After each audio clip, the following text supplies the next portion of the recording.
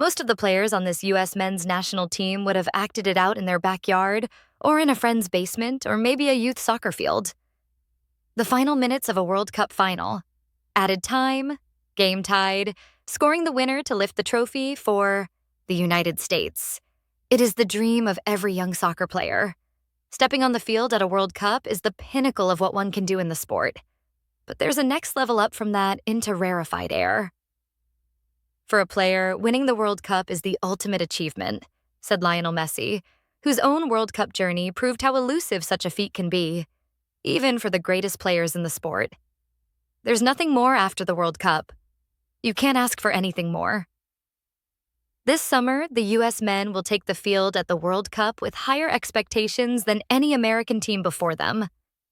That's due in part to the unprecedented career success of what many dubbed a golden generation of players, from Champions League winner Christian Pulisic to Juventus's Weston McKennie, Marseille's Tim Weah, Bournemouth's Tyler Adams, and Crystal Palace's Chris Richards.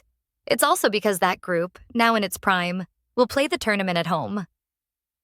Ultimate success at the 2026 World Cup is a hope those in American soccer have harbored for about a decade. In 1994, I think the U.S. was looked at as this emerging frontier in the game, and FIFA wanted to bring the U.S. into the world's game.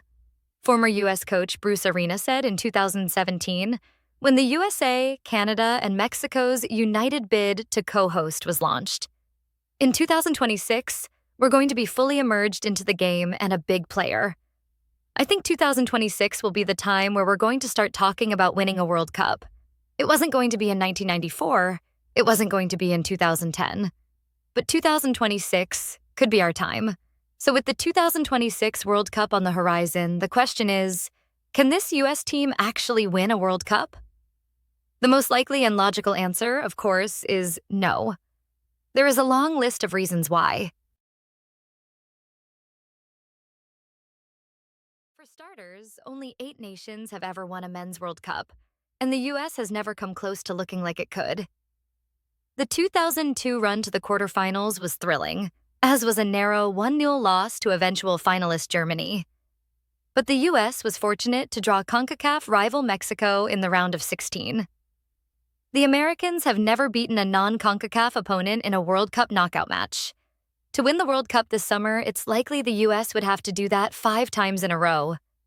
History, simply put, is not on the American side.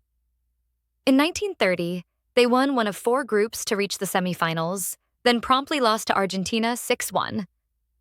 In 1934, they lost to Italy 7-1 in their one and only match.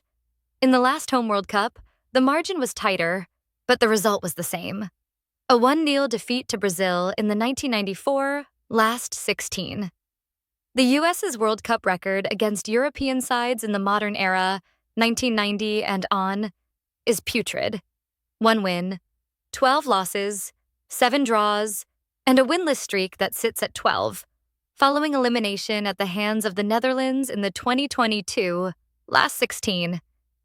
But take a closer look at the last few World Cups, and the alternative reality path to a World Cup win doesn't feel entirely implausible. That glimmer of hope? That's what Mauricio Pochettino and his staff want the team, and its fans, to grasp onto. When people ask, can the U.S. win the World Cup in 2026? Pochettino would rather another question be posed instead. Why not? For me, it's winning. I think if you don't win, what does it matter?